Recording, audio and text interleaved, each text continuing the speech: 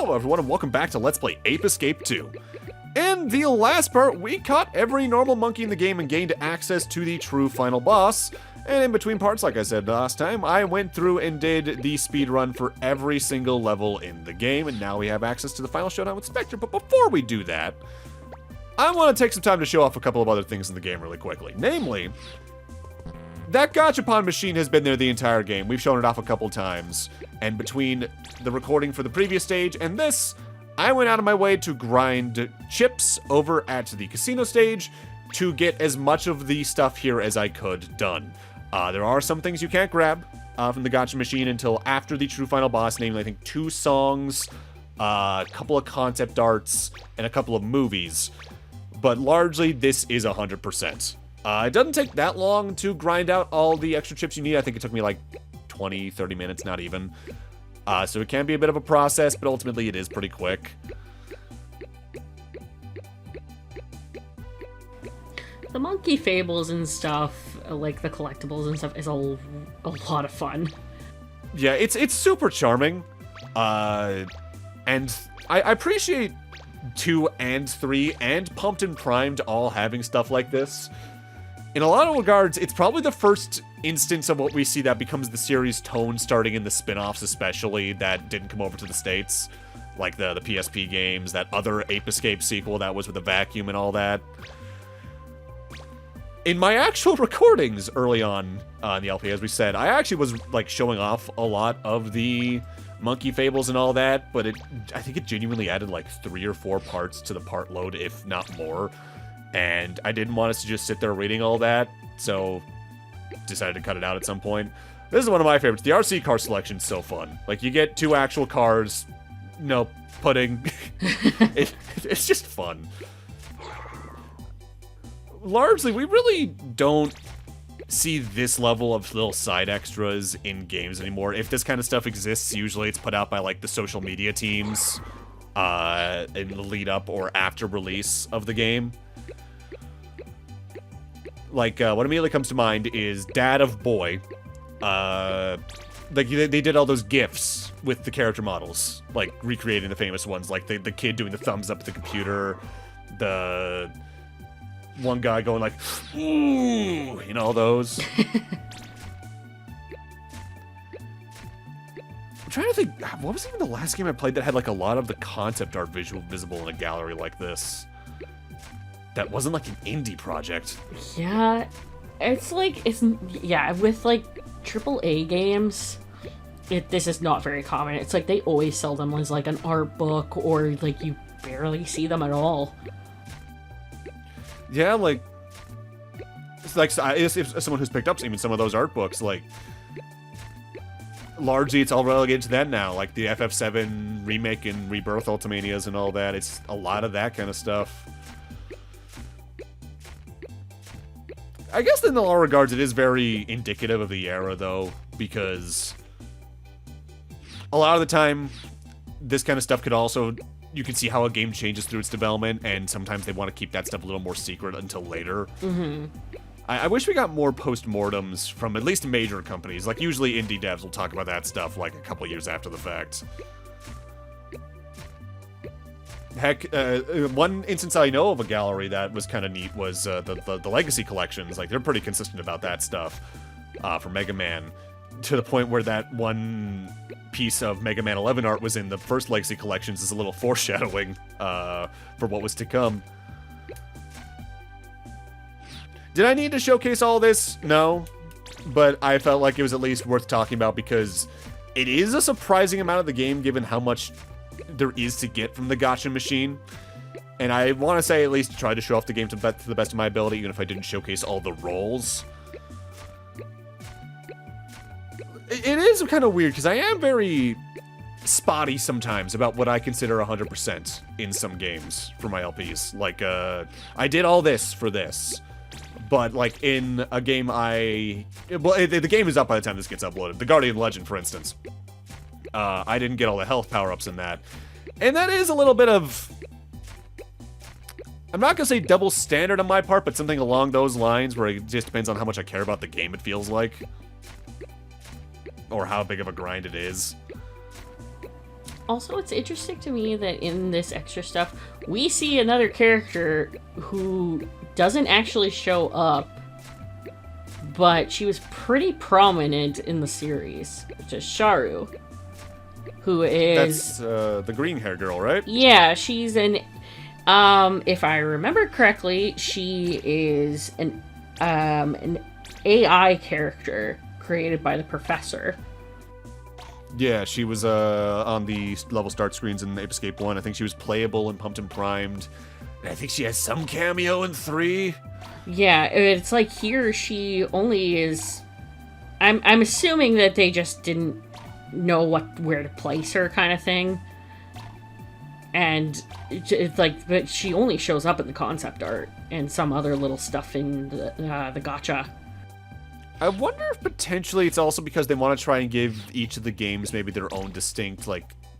Now, I'm not going to say entirely distinct cast, but at least enough of a unique cast that it feels different, hence why they change protagonists every game.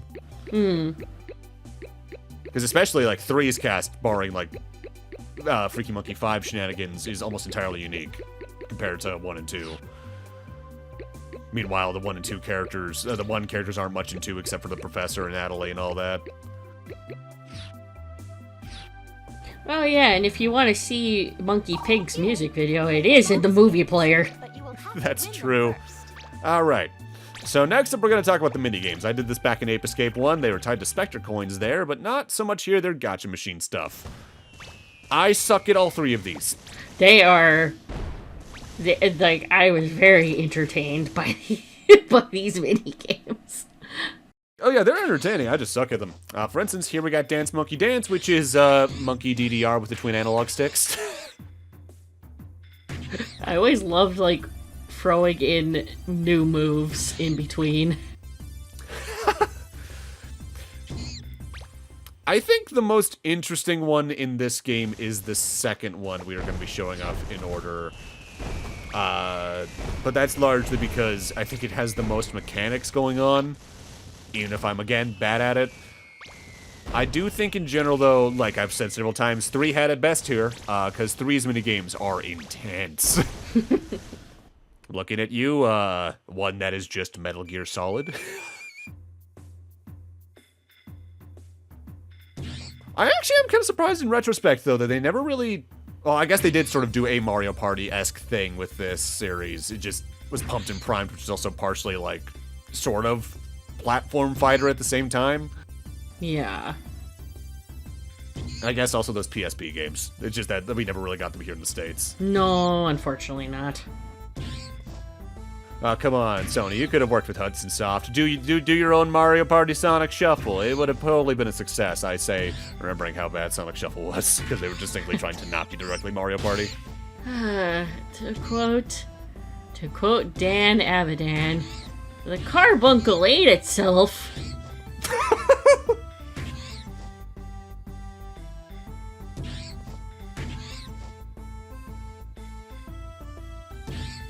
I think what makes some of these minigames kind of rough at times can be the registration on the analog sticks can feel a little off. Yeah, it's very slippery. Yeah, it's slippery, and they really want you to be precise. Like this one, you need to be very direct on where your analog sticks are pointing. The third minigame we're showing off, God, I don't like how that one controls at all. Genuinely, there's only one minigame per I'm really into. Like back in Ape Escape 1, it was the space shooter, because it's a space shooter. The next minigame of note is, actually I forget the name of it, but it's just a surprisingly in-depth soccer simulator. Oh, it's just called Monkey Soccer. Why did I think it'd be something like Simian Soccer? You never know with this series. Yeah, mind you, it helps. It's been a little while since we last recorded it 2 parts ago, effectively. So this is pretty directly just a in-depth soccer simulator using the analog sticks, and it even has in-depth stats that I really don't care about. Mind you, this is also partially a bias on my part because I think the only sports games I had growing up that I cared about were some of the Mario ones, and even then, depended on the sport. It'd be really funny if you could just add the Freaky Monkey 5 to a team. That would be really good. Even if they were just like, yeah, you finished all the main levels against the AI. Here's a super team. Go have fun. Oh, right. The twist is that sometimes the ball is also a bomb, so watch out. What's really iffy about this is, from memory, swapping which monkey you're playing as is rough, because you have to press the matching button above the monkey's head to swap to them. And I feel like there would have been an easier way to do that, but again, it's also probably because I'm not used to sports games. I actually have a story where back in, like, middle school, we had, like, a workshop day where we got to go into a different classroom and do something like there was an origami room, there was a anime room, there was literature room and all that. I went with a friend of mine at the time to, I forget the name, it was like Scrimmage or something, but it was NFL, it was Madden, and that was the first time I'd ever played those, and I had no idea what I was doing. Yeah, those games really just throw you in.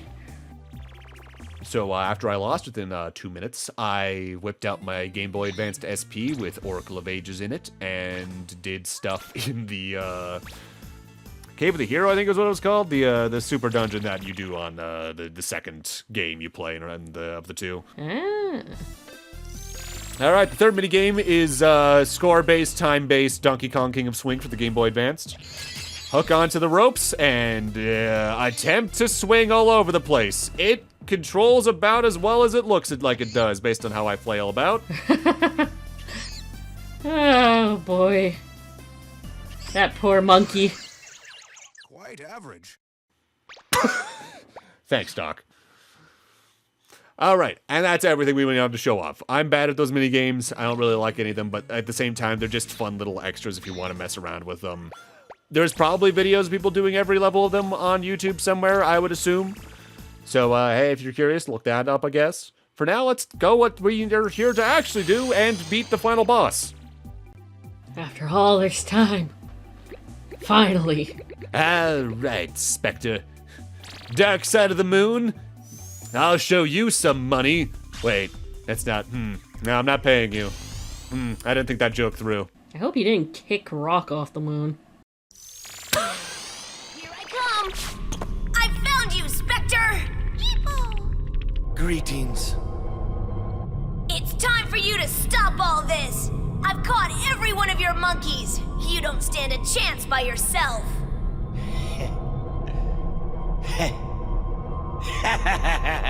What's so funny? No sound chance like by Ash myself? Ha! That sounds like something you weak humans would come up with. But it's true. We all depend on someone to help us. You can't survive all by yourself. And the same goes for monkeys, too. Don't you dare try and compare us to humans. We're different. Even if I have to do it all on my own, I won't give up until I rule over this entire wretched world. You're crazy, Specter. You should do something good for a change. Ha! Oh, I'll give up my evil ways if you're strong enough to defeat me. Okay, then. Let's settle this. I'm gonna spank you, monkey! Huh? So, True Final Boss kind of takes some similar notes to the version of this fight in Ape Escape 1. Specter's going to be hovering above you for a lot, and you need to either dodge his attacks by shooting him down, hitting him with this weird rocket chair, that I guess is actually the rocket we used to get out in the main ending, and then hit him with the magic punch until he's eventually stunned enough that you can capture him. He does have a shield you can eventually knock down. The projectiles hurt and have some good range, but ultimately it's pretty easy. Did you just use Chaos Blast? Honestly, I think probably the most interesting true final boss is...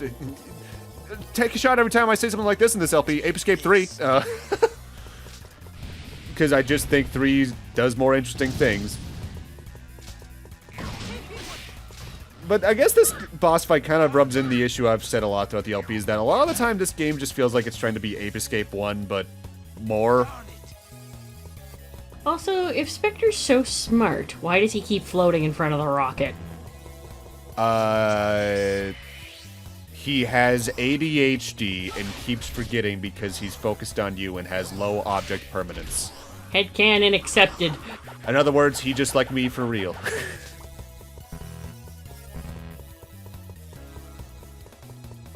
Again, he can do some damage pretty quickly, but because his attacks are pretty well telegraphed and you can run around pretty easily, you might die a couple times along the way, but it's not that bad, mind you. I'm also playing kind of sloppily, as you can see there.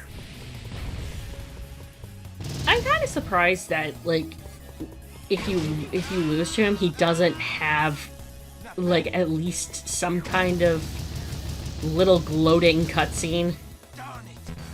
It is surprising how few games actually have something like that. And it's like, I get it.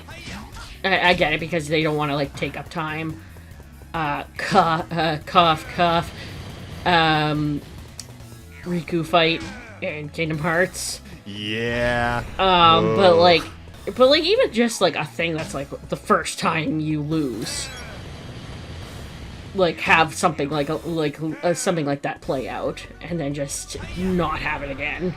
Albeit there's also the angle of player frustration at that point, because, I remember playing some of the Mega Man Zero games as a little kid, and the ZX games, and dying to a specific boss, and just their one taunting line after you die irritating me after a certain point. Oh, God! Had a muff of my shit. Holy goddamn.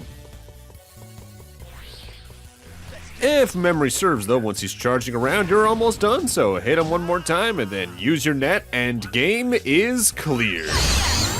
All done. Yes!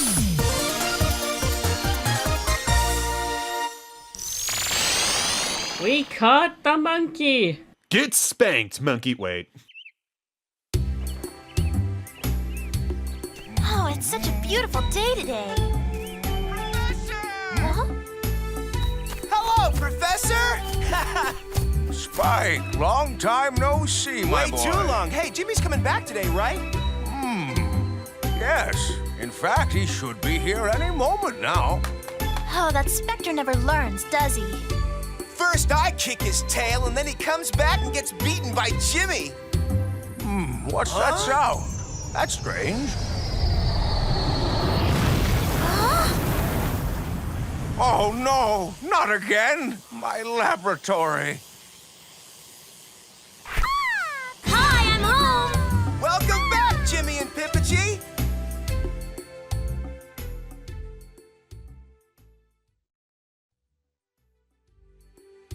These games, they always end with my laboratory getting destroyed. Is it something I said? So they were just waiting for Jimmy to come home via rocket.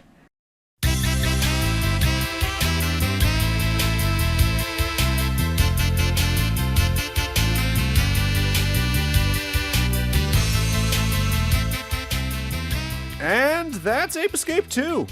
Just to cover really quickly, a couple things of note. For one thing, on screen right now should be, at least I hope I'm editing it correctly, showcasing the time it takes to get the gold time roughly on the final boss there. And if you do that gold trophy and then check your save file after the fact, you will actively be at 100%. Now, something else to note. Spike being there in the credits, at least I hope we didn't talk about this early in the LP, that's actually an entire new gameplay mode, foreshadowing, and they show it after the credits here. If you hold L1 and press start, you can just play as Spike. He has every tool from the start of the game, including a new one that's just a super-powered, what's the name of the underwater tool again? The monkey diving thing that acts as a projectile net. It's fun, and notably, if you beat the game with all 300 monkeys as him, he actively shows up on the main menu screen. So, thoughts on the game? It's really good. It's a fun time. It's like Ape Escape 2. It's like, I know we kind of have a preference for 3 and everything, but like, I still really like this series, and it just has a lot of really great humor. And like I've talked about before, I love how the game controls. It's like, even if some sections are a little slippery or a little clunky, it still, like, feels... It has, like, a lot of weight to it that's, like, really fun. Yeah, Ape Escape 2, I think, is still a fantastic game. It is probably my least favorite out of the original trilogy, though. For the reason I brought up earlier, where it just feels like they took Ape Escape 1 and expanded it without really giving a lot of thought to how those expansions might help the level design or things like that. Like, I don't like most of the new tools they added in the game, because they'll either slow down Jimmy, they serve to hide a singular monkey behind in earlier levels, or things like that. Ape Escape 1 is very fast and arcadey in a way, and I enjoy, and Ape Escape 3, I think, did the better choices for its expansions on the whole. Which, mind you, that kind of follows a trend of a lot of trilogies in the PlayStation 1 and 2, as we've said before, where the first game's usually pretty arcadey and has a lot of weird stuff. 2 will fix some things and introduce some new issues, and then 3 really streamlines a lot of that. Would I say it's as bad as, like, a Jak 2? God, no. But it is definitely the main Ape Escape I go back to the least. With that said, I'd still heavily recommend it. If you want to play it, you actually can download this even on modern consoles still. With that said, it is on the PS2 and PS4, but the PS4 version, which you can download on the PS4 and PS5, is notably based on the PAL release, as that version was actively published by Sony as opposed to the US release, which was published by Ubisoft for some reason. So the game does actively run at lower frame rates because of that. Would I still recommend that? Yeah, probably. I mean, if you're going to try and play Ape Escape nowadays, you really only have the choice of that and Ape Escape 1. Because, well, PS2 copies and PS1 copies of Ape Escape 1 through 3 aren't exactly super expensive. They're the cheapest methods nowadays on the PS Store stuff, and while they're fine versions, I really wish there was just better ways to play them, especially when you never down an HD collection, honestly. Yeah. Yeah, I'm kind of surprised too. That, because that seems like that'd be a fun time. Like, even have that, and then like have a couple like more extras because it's like a trilogy collection. Yeah. We'll probably say this again in Ape Escape 3, but I really do think probably the next step for the series whenever it comes back is probably just going to be a straight up like in-depth remake of like 1 in like modern fidelities, which could be kind of neat, but we'll see whether or not that actually ever materializes. Especially given how that 1 anniversary went a few years back. Ugh. With that, though, that's going to be where we need to end this off. Thank you guys for watching. Have a great night. Take care. Thank you for joining me, by the way. Anytime. Anytime. If memory serves, we already have another idea for when you're going to show back up, but we'll get to that when it comes to it. With that said, next time we say Ape Escape, it will be Ape Escape 3, and I'm going to explode all over that game in so many ways because I love it so much. Not like that, you dirty-minded fools. I mean, I'm going to explode into fire. I'm losing track of my jokes. Explode into fire like the professor's lab. But with that, thank you guys for watching. Have a great night. Take care. And we'll see you guys next Let's Play, whatever that may be. See you guys later. See you guys then.